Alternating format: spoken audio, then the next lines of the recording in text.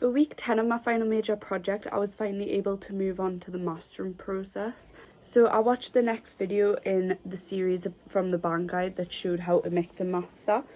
I found out that mastering affects the tone, the loudness and the spread of the mix, with tone being how you want the overall song to sound. So you can have a clean tone that's very bright, or you could have something that's a bit more distorted and works better for a rock song. The loudness is just controlling the overall dynamics so they're sitting within the right range, and the spread is how the song sits within the stereo field and can kind of give the song more space and create a fuller sound.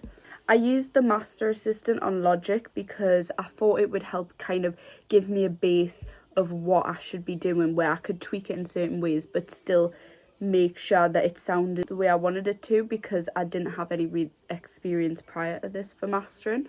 I started by changing the EQ, so it already gave me a shape where it kind of went through the whole song and boosted certain areas and cut certain areas.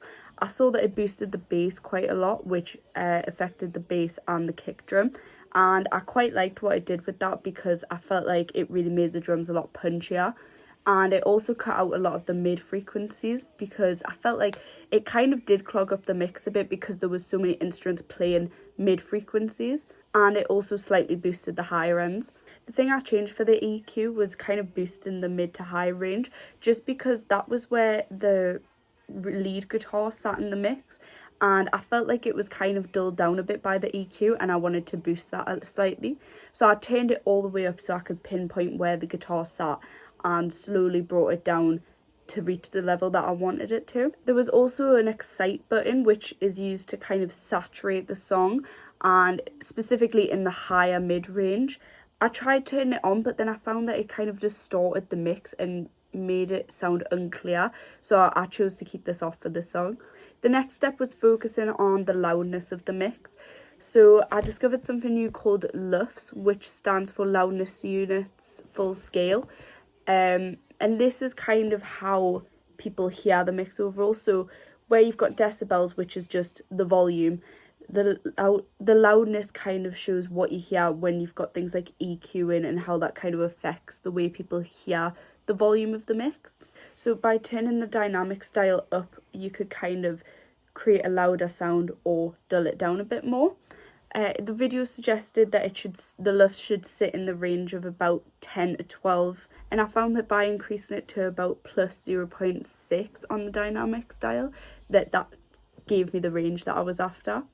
For additional research this week, I decided to watch another video about mastering, just so I could kind of cross-reference what I'd been doing, make sure it was reliable research that I was following, and also just pick up a couple of steps that I might have missed along the way, so that way I could use them in upcoming projects. I also did some more research into LUFS and dynamics, just because I wanted to understand it a bit more, because there was quite a lot of steps to that and a lot to understand behind it.